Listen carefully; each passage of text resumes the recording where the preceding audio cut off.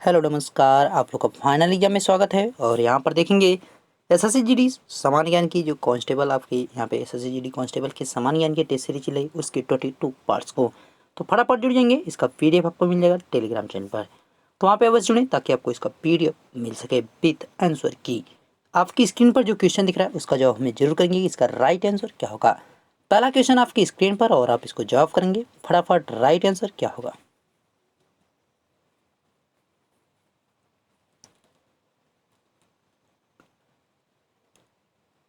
तो क्वेश्चन है, भारतीय राष्ट्रीय कांग्रेस ने भारत छोड़ो प्रस्ताव किस अधिवेशन में पारित किया था?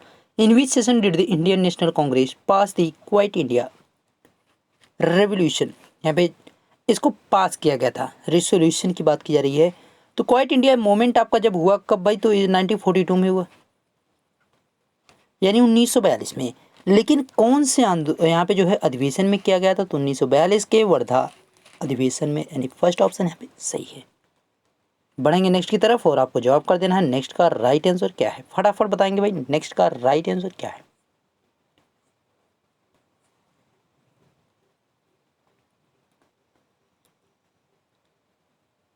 क्वेश्चन है, निम्नलिखित में से कौन सा सुमेलित है? विच of the following is a correctly matched? तो शमसे सिराज अफीफ, इनकी अगर बात करेंगे तो इनकी जो जीव यहाँ पे जो इनके द्वारा लिखी गई तारीख है फिरोज शाही कहा गया, यानी फर्स्ट ऑप्शन यहाँ पे सही है। जियाउद्दीन बर्नी के द्वारा जो पुस्तक लिखी गई उसका नाम क्या है भाई? तो उसका फतवा ए जहादरी है। नाम क्या है? फतवा ए जहादरी है या तारीख ए जहादरी हो जाएगा। जियाउद्दीन बर्नी की फतवा ए जहादरी है। और अमीर खुसरो की बात करेंगे, तुगलकानामा भी इनके द्वारा लिखा गया, तो ये भी ध्यान रखिएगा, ठीक है। इब्न बतूता के द्वारा क्या लिखा गया? तो इब्न बतूता के द्वारा रहला को लिखा गया है, ध्यान रखिएगा, ठीक है। अमीर खुसरो के द्वारा जो लिखी गई है वो फारसी में है, तो इसका भी ध्यान रखिएगा, ठीक है, जो आपका तुगलकानामा है। बढ़ेंगे नेक्स्ट की तरफ और यहाँ पे जवाब करेंगे।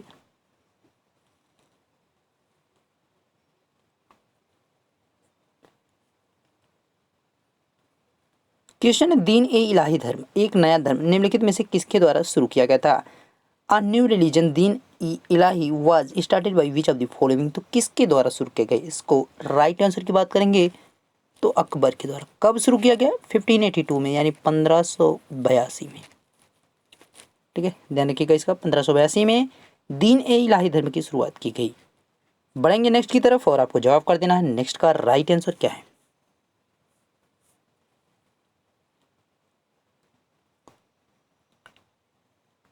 क्वेश्चन दे रखा है, बुद्ध किस वंश से संबंधित थे? To which dynasty did Buddha belong? तो बुद्ध जो है किस यहाँ पे कुल से अगर वो संबंधित थे तो कुल का नाम क्या था? शाक्य कुल। ध्यान रखेंगे, शाक्य कुल से यहाँ पे संबंधित थे कौन? बुद्ध थे। बुद्ध के बचपन का नाम शाक्य मुनि कहा जाता है, ठीक है। सिद्धार्थ भी इनका नाम बचपन का था, तो ये भी चीज़ आपको ध्यान रखना है।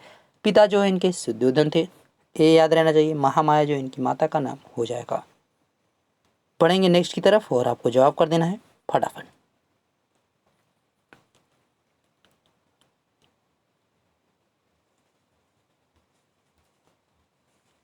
क्वेश्चन दे रखा है, किस वायसराय की हत्या अंडमान निकोबार द्वीप समूह में जब वे भ्रमण कर रहे थे, मतलब ऐसे ठहर रहे थे, ठीक है, एक दलित अपराधी द्वारा की गई थी? Which viceroy was murdered in Andaman and Nicobar island while he was on a tour by a Dalit criminal? मतलब एक क्रिमिनल था जो दलित था, उसके द्वारा हत्या की गई थी। कौन से वायसराय की? तो इसका राइट आंसर जो है कौन सा वायसराय था? तो क्या हो जाएगा जवाब यहाँ पे? Lord Mayo. लॉर्ड मेयो की यहाँ पे बात की जा रही है। तो 1872 में इनकी डेथ हुई थी और 1872 में ही क्या आपका आया था? तो जो कृषि आयोग बनाया गया था उसकी बात की गई थी। और जो हमारे भारत में सबसे पहली जनगणना हुई थी, एक जनगणना कराई गई थी 1872 में, लॉर्ड मेयो के शासनकाल में ही कराई गई थी। नियमित रूप से आपका लॉर्ड रिपन के शासनकाल से शुरू होती है। इन चीज़ों का भी ध्यान रखना है। बढ़ेंगे नेक्स्ट की तरफ और आपको जवाब कर देना है नेक्स्ट का राइट आंसर क्या है।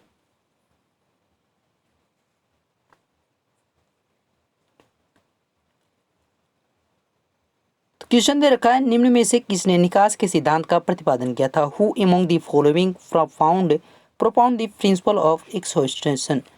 यहाँ पे जो है धन बहिर्निगमन भी कहा जा सकता है। तो इन चीज़ों का भी आपको ध्यान रखना है। तो किसके द्वारा किया गया था? दादा भाई नौरोजी के द्वारा, ठीक है, दादा भाई नौरोजी के द्वारा ये काम किया गया था। नेक्स्ट को आप बताइए फटाफट, राइट आंसर इसका क्या होगा? फटाफट बताइए भाई।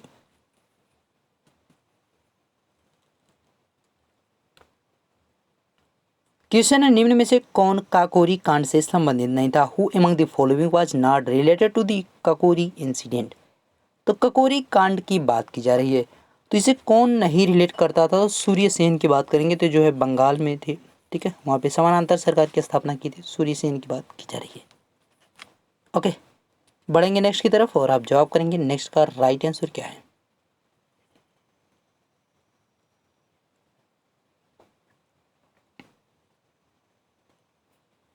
सहारा मरुस्थल अफ्रीका के किस हिस्से में स्थित है? In which part of Africa is the Sahara desert located?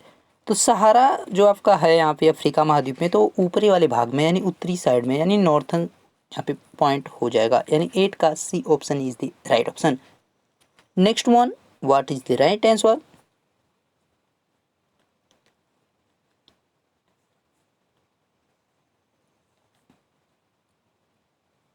दुनिया की सबसे ऊंची चोटी माउंट एवरेस्ट को नेपाल में एक लोकप्रिय नाम क्या है?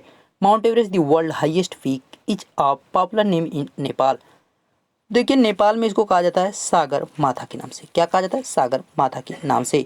इसकी जो वर्तमान में ऊंचाई है 8,839.86 मीटर है। तो इस चीज़ का ध्यान रखिएगा, ठीक है। नेक्स्ट है और आपको जवाब कर देना है नेक्स्ट का राइट आंसर क्या है।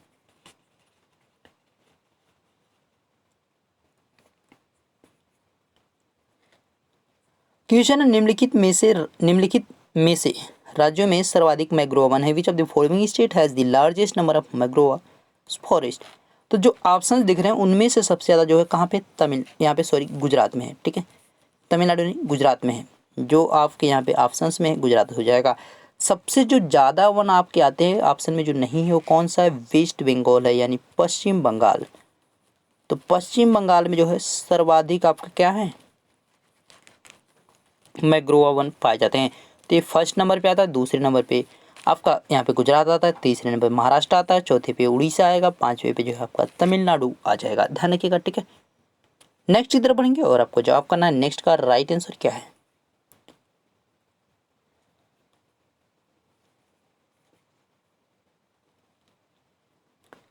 क्वेश्चन है, किस देश ने वस्तु एवं सेवा कर सबसे पहले लागू किया था? Which country first introduce the goods and service tax?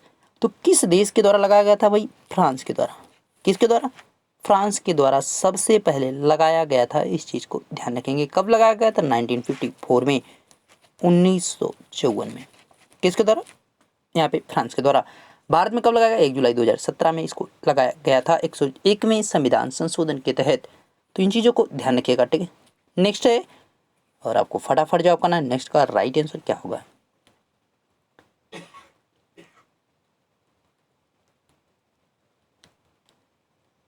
Question है, निम्न में से कौन सी दो शब्द शेयर बाजार में उपयोग किए जाते हैं? Which of the following two words are used in the stock market? तो इसमें से जो राइट आंसर आपका दिख रहा है बुल एंड बियर हो जाएगा, यानी बुल और बियर, यानी B option is the right option. Bull और बियर का यूज किया जाता है शेयर मार्केट में। नेक्स्ट की तरफ बढ़ेंगे और आप नेक्स्ट का राइट आंसर बताएंगे भाई नेक्स्ट का जवाब क्या हो जाएगा।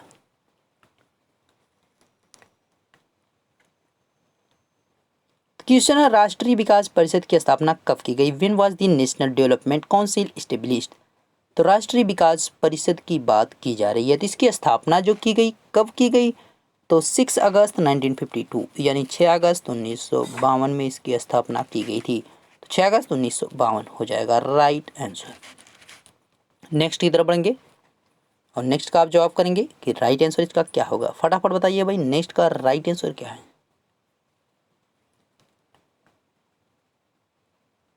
क्वेश्चन है, 11 दिसंबर 1946 को किसे संविधान सभा का अस्थायी अध्यक्ष चुना गया था? Who was elected as the permanent president of constituent assembly on 11 December 1946? तो किसको चुना गया यहाँ पे? तो राजेंद्र प्रसाद को। जो प्रथम बैठक हुई थी 9 दिसंबर 1946 की बात की जाएगी 1946 को, तो अस्थायी जो अध्यक्ष बनाए गए थे, कौन बनाया गया था? डॉक्टर सच्चिदानंद सिन्हा को बनाया गया था। ध्यान रखेंगे, ठीक है। और यहाँ पे 13 तारीख को जो है क्या लाया गया था? यहाँ पे जो प्रस्ताव यहाँ पे पारित किया गया था, तो उसको जो जवाहरलाल नेहरू के द्वारा लाया गया था। नेक्स्ट है और आपको इसका जवाब कर देना है फटाफट। राइट आंसर क्या है भाई? फटाफट बताएंगे राइट आंसर।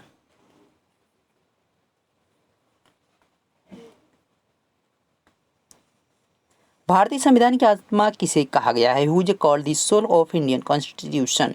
तो किसको कहा गया है? फ्री फेस को कहा गया। किसको कहा गया? फ्री फेस को कहा गया है, यानी प्रस्तावना को कहा गया है। ठीक है, ध्यान रखिएगा। संवैधानिक उपचारों का अधिकार, इसको जो है संविधान की यहाँ पे आत्मा और इसको कुंजी दोनों कहा गया। जब तक वो कुंजी नहीं बोलेगा और अगर आत्मा बोलेगा तो उसके साथ कुंजी जरूर जुड़ेगा। केवल अगर कुंजी बोलेगा तो भी आप इसको यहाँ पे आंसर कर सकते हैं, कोई दिक्कत नहीं है। ठीक है, ध्यान रखिएगा, ये आपका मौलिक अधिकारों के अंतर्गत आता है। नेक्स्ट है, आपको जवाब करना है कि नेक्स्ट का राइट आंसर क्या है।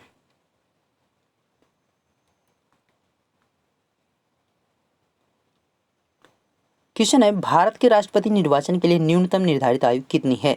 What is the minimum prescribed age for the election of president of India. देखिए, जो प्रेसिडेंट होते हैं उनके लिए जो एज निर्धारित की गई 35 बनाई गई, ध्यान रखिएगा इस चीज़ का। और यहाँ पे जो आपका उपराष्ट्रपति होंगे उनके लिए भी यही होगा, अगर राज्यपाल है तो उनके लिए भी यही होगा। और आप अगर जो है वोटिंग की बात करते हैं तो वोटिंग के लिए तो आपको न्यूनतम 18 होना चाहिए, लेकिन आप अगर ग्राम पंचायत सदस्य बन रहे हैं तो उसके लिए आपको न्यूनतम उम्र जो है 21 वर्ष की होनी चाहिए। 25 वर्ष की बात करेंगे तो लोकसभा सदस्यों के लिए बात की जाती है। ठीक है, लोकसभा सदस्य की बात की जा रही है तो यहाँ पे 25 वर्ष होनी चाहिए। 30 वर्ष आपका राज्यसभा सदस्यों की बात की जाती है।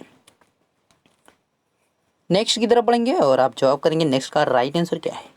फटाफट बताइए भाई, नेक्स्ट का राइट आंसर क्या है। राज्यसभा के लिए निर्वाचित प्रथम फिल्म अभिनेत्री कौन थी? Who was the first film actress elected to the Rajya Sabha. तो सबसे पहले कोई अगर एक्ट्रेस यहाँ पे चुनी गई थी तो कौन थी? उनका नाम क्या था? नरगिस दत्त था। कौन थी? नरगिस दत्त।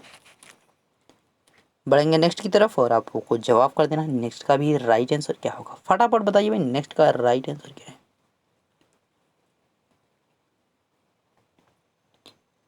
क्वेश्चन, वाहन चलाने हेतु पश्च दृश्य दर्पण होता है, the rear view mirror for driving a vehicle. तो भाई जब हम यहाँ पे चलाते हैं गाड़ी को तो उसमें जो हम साइड मिरर लगा होता है वो कौन सा होता है? तो उत्तल दर्पण होता है। ठीक है, ध्यान रखिए कॉन्वेक्स लेंस होता है। चलते हैं भाई नेक्स्ट की तरफ और आप जवाब कर दीजिए नेक्स्ट का राइट आंसर क्या है।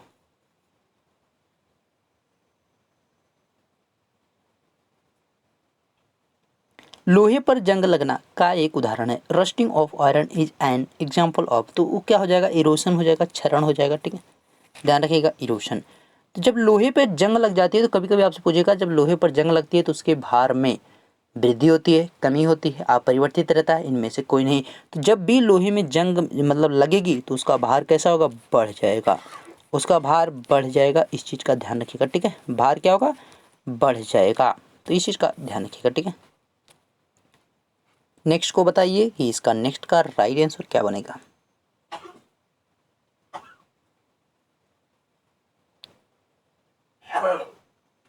क्वेश्चन, भारत की प्रसिद्ध नृत्यांगना सितारा देवी जिनका हाल ही में निधन हो गया किस नृत्य शैली से संबंधित थी? India's famous dancer Sitara Devi who passed away recently was related to which style of dance. तो सितारा देवी की बात की जा रही है। सितारा देवी कथक से रिलेट करती हैं। उत्तर प्रदेश में जो कथक आपका चलता है उसकी बात की जा रही है। उत्तर प्रदेश का शास्त्रीय नृत्य है कथक। बता दीजिए नेक्स्ट का भी राइट आंसर क्या होगा। फटाफट भाई।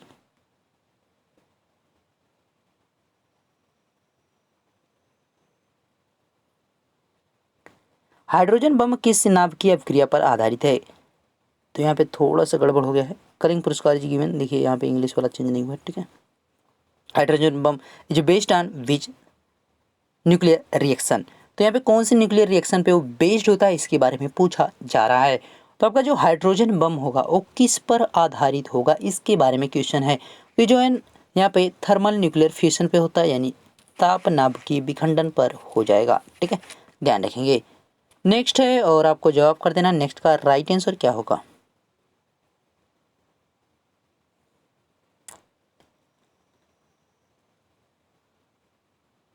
निम्न में से कौन सा बाघ अभ्यारण्य सफेद बाघों के लिए प्रसिद्ध है? विच of the following tiger reserves is famous for white tigers.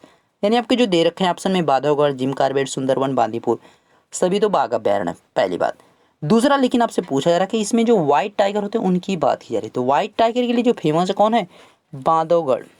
ध्यान रखिएगा, बांधवगढ़ का जो बाघ अभ्यारण्य है एमपी में, एक किसके लिए फेमस है? सफ़ेद बाघों के लिए।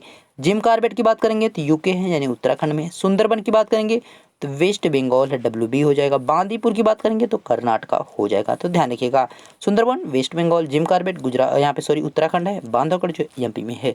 तो बांधवगढ़ यहाँ पे फेमस है किसके लिए? व्हाइट टाइगर्स के लिए। बढ़ते हैं नेक्स्ट की तरफ और नेक्स्ट आप जवाब कर देंगे फटाफट। नेक्स्ट का राइट आंसर क्या होगा फटाफट बताइए भाई।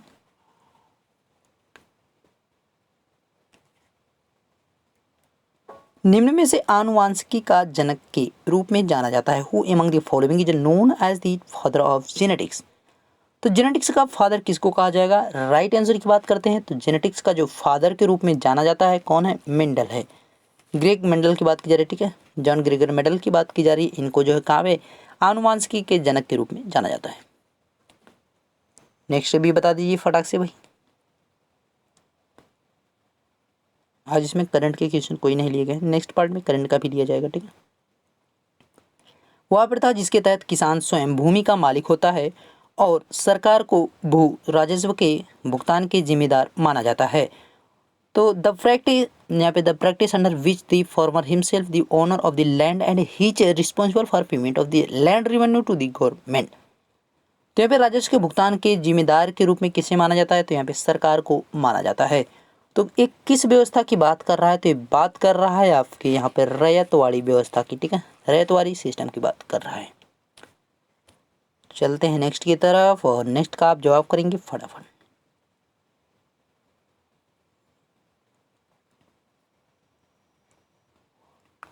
क्वेश्चन, महात्मा गांधी ने 1930 में सविनय अवज्ञा आंदोलन का आरंभ कहाँ से किया था? Where did the Mahatma Gandhi start the civil disobedience movement in 1930।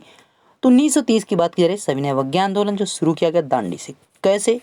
उन्होंने जो है शुरू किया अपना 12 मार्च 1930 से, क्या भाई, अपनी दांडी यात्रा। और दांडी पे वो पहुंच करके 6 अप्रैल को पहुंचे, जब 6 अप्रैल 1930 को यहाँ पर उन्होंने अपना दांडी यात्रा को कंप्लीट किया, ठीक है, नमक सत्याग्रह जो उसको कंप्लीट किया। और जैसे ही इसको कंप्लीट किया यहीं पे उन्होंने शुरू किया सिविल डिसओबीडियंस मूवमेंट। तो ध्यान रखेंगे 6 अप्रैल 1930 को शुरू किया गया था। क्या? सविनय अवज्ञा आंदोलन कहाँ से? दांडी से शुरू किया गया था। अगर आपसे कभी पूछे दूसरा सविनय अवज्ञा आंदोलन कब हुआ तो ध्यान रखिएगा 1932 में इसको किया गया था। तो आपके मोस्ट इंपॉर्टेंट जो भाई क्वेश्चन थे सभी कंप्लीट भी हो गए। इसी के साथ आपका वीडियो भी कंप्लीट हो गया और मिलेंगे नेक्स्ट वीडियो में। और इसका PDF आपको मिल जाएगा टेलीग्राम पे, तो वहाँ पे अवश्य जुड़ें ताकि आपको इसका PDF मिल जाए। वीडियो अच्छा लगा तो लाइक कीजिएगा, इसको कर दीजिएगा शेयर। मिलेंगे नेक्स्ट वीडियो में, तब तक देखते रहिए final exam with Ashish sir. Thank you.